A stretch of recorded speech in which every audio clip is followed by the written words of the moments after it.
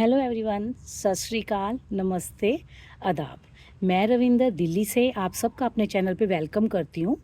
और आज के इस वीडियो में मैं अपने ये स्पाइडर प्लांट्स जो हैं वो उनको रिपोर्ट कर रही हूँ। वही आपके साथ शेयर करूँगी कि कैसे रिपोर्ट करना है और सॉइल मिक्स कैसे रेडी करना है। क्योंकि कुछ दिन पहले मेरे चैनल पे एक कमेंट भी आया था जिसमें मेरी व्यूवर्स ने मुझसे रिक्वेस्ट की थी कि मैम प्लीज़ बताना कि जो इंडोर प्लांट्स होते हैं उनके लिए कैसी सॉइल मिक्स जो है वो रेडी करते हैं। तो देखिए ये जो स्पाइडर प्लास है सॉरी स्पाइडर प्लांट है ना, ये सबसे जो बेस्ट इंडोर प्लांट में से एक है। और ये इतना ज़्यादा इंडोर है कि अगर इसको आप ज़्यादा ब्राइट सनलाइट भी दे दोगे ना तो ये अपने पत्ते जो है ना ऐसे मोड़ लेता है, ऐसे ऐसे मोड़ लेगा, अपने पत्ते बंद कर लेगा। क्योंकि इसको ज़्यादा जो है वो लाइट नहीं चाहिए होती, इसको कम रोशनी चाहिए होती है।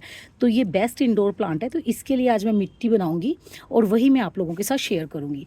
और अगर आपको वीडियो अच्छी लगे तो इसे लाइक ज़रूर कीजिएगा, और अगर मेरे चैनल पे न्यू है तो इसे सब्सक्राइब भी कीजिएगा। तो चलिए फिर वीडियो स्टार्ट करते हैं।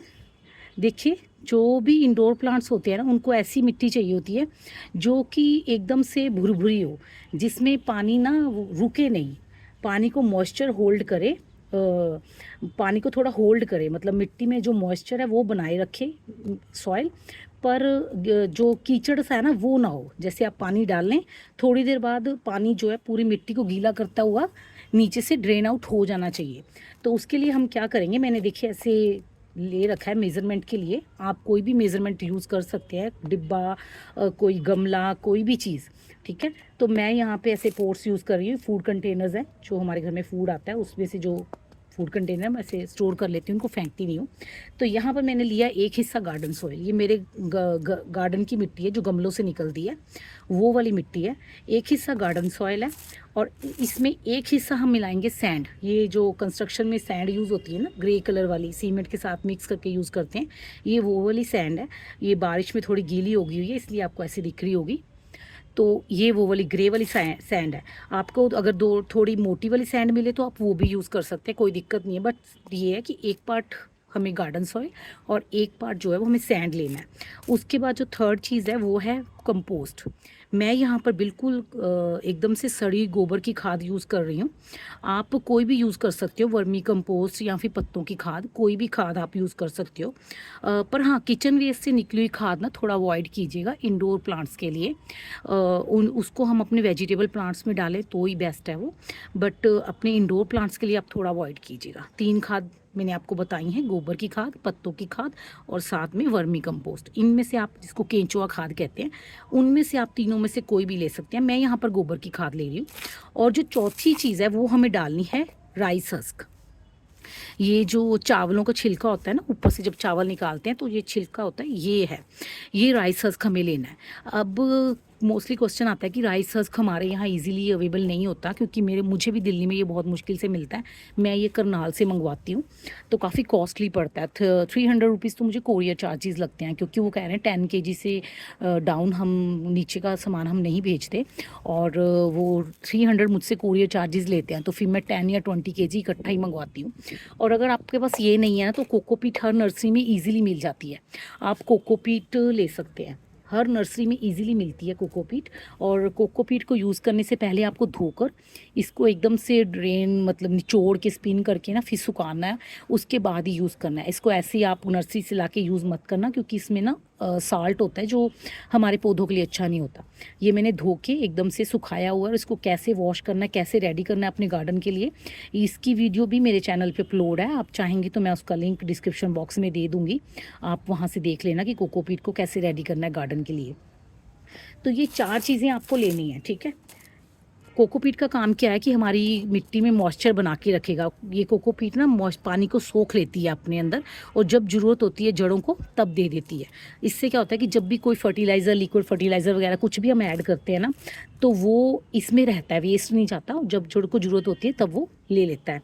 कंपोस्ट न्यूट्रिशन प्रोवाइड करवाएगा हमारे प्लांट को। रेत जो है वो जो ड्रेनेज सिस्टम है ना वो बहुत अच्छा बना देती है मिट्टी का। तो इसलिए हम रेत मिलाएंगे, और ये हमारी गार्डन सॉइल है, वो तो हर प्लांट के लिए ज़रूरी होती है, इसलिए मिला रहे हैं।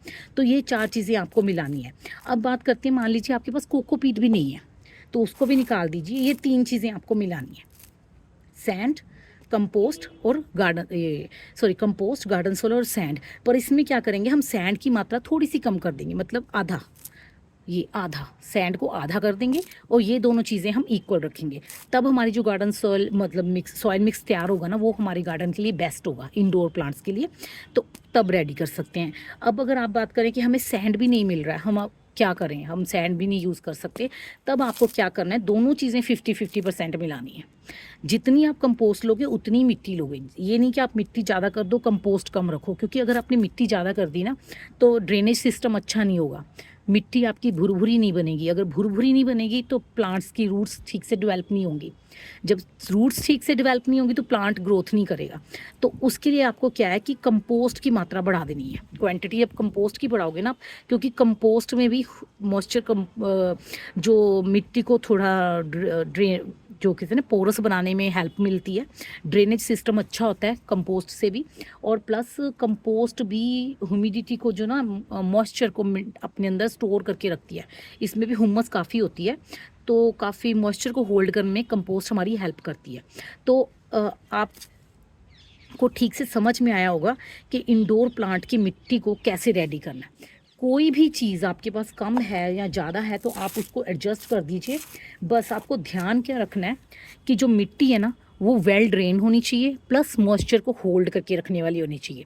ये तो होगी जो सॉइल मिक्स के अंदर चीज़ें हम डालनी। अब हम ना इनके अंदर कुछ एडिशनल चीज़ें भी डालते हैं, उनके बारे में बात करती हूँ।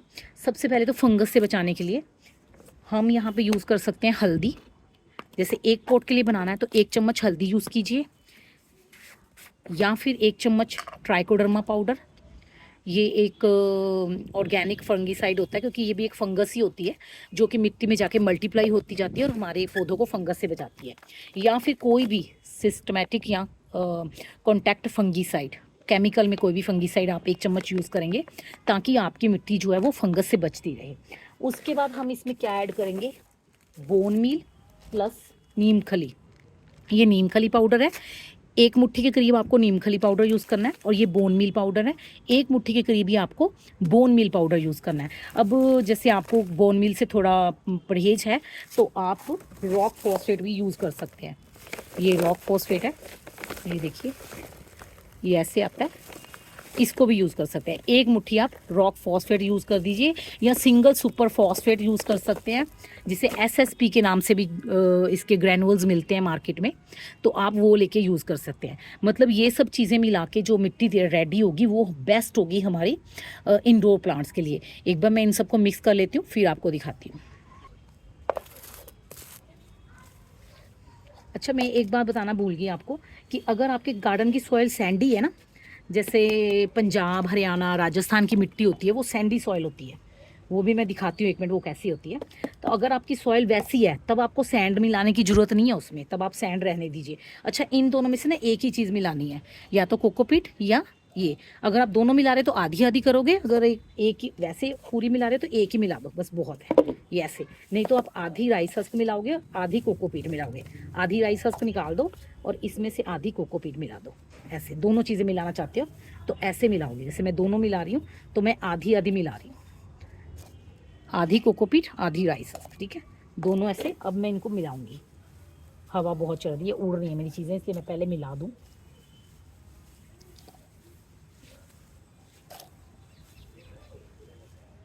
और अब इसमें मैं डालूंगी 1 मुट्ठी के करीब नीम खली।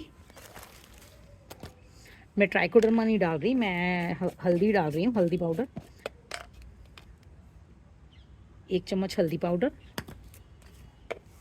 और प्लस बोन मील, क्योंकि मुझे बोन मील से कोई परहेज नहीं है, मैं बोन मील डाल देती हूँ। अक्सर अगर आपने मेरे रेगुलर व्यूवर हैं तो आपने मेरी वीडियोज़ में देखा होगा मैं बोन मील डालती हूँ।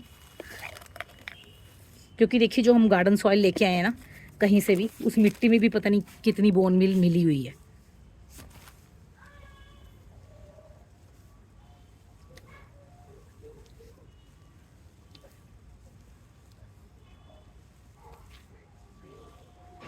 बस जो ये सॉइल बनी है ना एकदम, देखिए कितनी भुरभुरी और कितना बढ़िया टेक्सचर है इसका। सॉइल की पहचान क्या आती है, आप ऐसे लड्डू बनाइए उसका, ऐसे ज़ोर से दबा के ना ऐसे लड्डू बनाइए, खोलिए तो वो बनना नहीं चाहिए, ऐसे पकड़िए उसका लड्डू बनाइए, दबा के। जब आप ऐसे खोल लें ना, वो बनना नहीं चाहिए, और अगर बन गया तो नीचे ऐसे गिराते ही टूट जाना चाहिए। मान लो ऐसे लड्डू मैंने बनाया, कोशिश करती हूँ, अगर बन गया तो ऐसे जैसे मैं नीचे गिराऊँ ना, टूटना चाहिए। तो ये जो सॉइल बनती है ना, ये बेस्ट होती है हमारे इंडोर प्लांट्स के लिए। इनमें आप कोई भी पौधा लगाइए, बहुत ही अच्छा सर्वाइव करेगा। बट हाँ, जैसे आउटडोर प्लांट्स होते हैं ना, उनमें हमें इतना पोरस नहीं बनाना, मिट्टी को इतनी बुरबुरी नहीं बनाना, क्योंकि वो पानी बहुत जल्दी जल्दी सूखेगा। आपको दिन में कितनी बार पानी देना पड़ेगा ना मिट्टी को। तो उसके लिए हम थोड़ी डिफरेंट सॉइल बनाते हैं, उसमें हम इतना ज़्यादा मिट्टी को ड्रेनेज वाली नहीं बनाते कि एकदम से पानी डालें और निकल जाए। वो थोड़ी ऐसी बनाते हैं कि पानी थोड़ा होल्ड रहे मिट्टी में। वो कैसे बनाना है उसकी भी वीडियो मेरे चैनल पे अपलोड है, उसका लिंक मैं आपको दे दूँगी। ये देखिए, ये कितनी बढ़िया मिट्टी जो हमारी बन के रेडी हो गई है। अब किस मिट्टी में सैंड नहीं मिलानी वो मैं दिखाती हूँ आपको। ये देखिए, ये मैंने एक फाइकस की कटिंग्स लगाई थी बरसातों में, और ये इसका गमला गिर गया तो टूट गया है। तो अब इस वैसे भी मुझे इसे रिपोर्ट करना था, इसको मैंने सैंडी सॉइल में लगाया हुआ है। मैं आपको दिखाती हूँ इसकी मिट्टी थोड़ी सी। ये देखिए, ये जो मिट्टी होती है ना, ये मिट्टी है, ये सैंड नहीं है। ये देखिए मिट्टी है, ये कितनी भूरी है, बिल्कुल रेत की तरह ही लगती है। जो कंस्ट्रक्शन में रेत यूज़ होती है ना, उसकी तरह ही लिखती है, बिल्कुल उसकी तरह लगेगी। तो ये मिट्टी की पहचान होती है कि ये सैंडी सॉइल है। ये ना रेत की तरह ही दिखती है, दिखती भी रेत की तरह है, और इसका टेक्सचर भी बिल्कुल रेत की तरह ही होता है। ये हमारे पंजाब, हरियाणा, राजस्थान की मिट्टी ऐसी है। दिल्ली में तो थोड़ी हार्ड है मिट्टी, तो जो मैं मंगवाती हूँ वो मुझे भैया जो ला के देते हैं, उसमें मुझे सैंड मिलानी पड़ती है। तो ये मिट्टी देखिए आप, बस इस तरह की मिट्टी है ना अगर आपके गार्डन की, तब आपको उसमें सैंड नहीं मिलाना, सिर्फ कोकोपीट, राइस हस्क वगैरह या ये कंपोस्ट मिला के लगाना है अपना पौधा। उसमें अगर आप सैंड मिला दोगे तो फिर मिट्टी में बिल्कुल पानी नहीं रुकेगा, और बार बार आपको पानी देना पड़ेगा। ये देखिए, गमला मेरा पूरा टूट गया है, इसको मैं रिपोर्ट करूँगी फाइकस को। ये देखिए, इसकी पत्ती भी टूट गई है। ये मैंने कटिंग्स लगाई थी, और ये वाली जो कटिंग है ना, ये तो सिर्फ इतनी सी थी, 1 इंच की, और ये देखिए सारी कटिंग्स ग्रो हो गई हुई हैं। अब ये मैं किसी को गिफ्ट कर दूँगी। जरा स्पाइडर प्लांट्स ये देखिए कितने बढ़िया हो गए हैं। इनको भी मैं छोटे छोटे से पब्स लेके आई थी अपनी सिस्टर इन लॉ के घर से, उनको लगाया था। और इनकी देखिए जैसे ना पीछे से बिल्कुल रूट्स निकल रही हैं, बिल्कुल रूट बाउंड है ये, और इनको जल्दी ही मुझे रिपोर्ट करना पड़ेगा, नहीं तो फिर ये ऐसे इसमें ख़राब हो जाएंगे ये। और वैसे भी इनके अंदर से ये देखिए स्पाइक्स निकल रही हैं, मिच्योर हो गए हैं ये, और इनकी जो स्पाइक्स हैं इनसे फिर हमें न्यू बेबीज़ मिलेंगे, स्पाइडर प्लांट्स। तो इनको ना जल्दी रिपोर्ट कर दूंगी, तो ये और भी अच्छे से और हेल्दी से ग्रो होंगे। और इनको जब मैंने रिपोर्ट किया था उसकी वीडियो भी मेरे चैनल पे अपलोड है, आप देख सकते हैं कि मैंने इनको कैसी सॉइल मिक्स में लगाया था कि जो ये इतनी जल्दी इतने अच्छे से ग्रो हुए हैं। तो उस सॉइल मिक्स को भी आप देख सकते हैं जो कटिंग्स लगाने के लिए बनाते हैं हम। तो बस फिर ठीक से आपको समझ में आ गया होगा कि इंडोर प्लांट्स के लिए सॉइल मिक्स कैसे बनानी है। मैं ऐसे सारे प्लांट्स के लिए सॉइल मिक्स रेडी करूँगी, और मुझे अपने काफ़ी सारे प्लांट्स जो हैं वो रिपोर्ट करने हैं। और अगर आपको मेरी वीडियो अच्छी लगी तो इसे लाइक कीजिएगा, अगर मेरे चैनल पे न्यू है तो इसे सब्सक्राइब कीजिएगा। मिलते हैं फिर नेक्स्ट वीडियो में, तब तक के लिए बाय।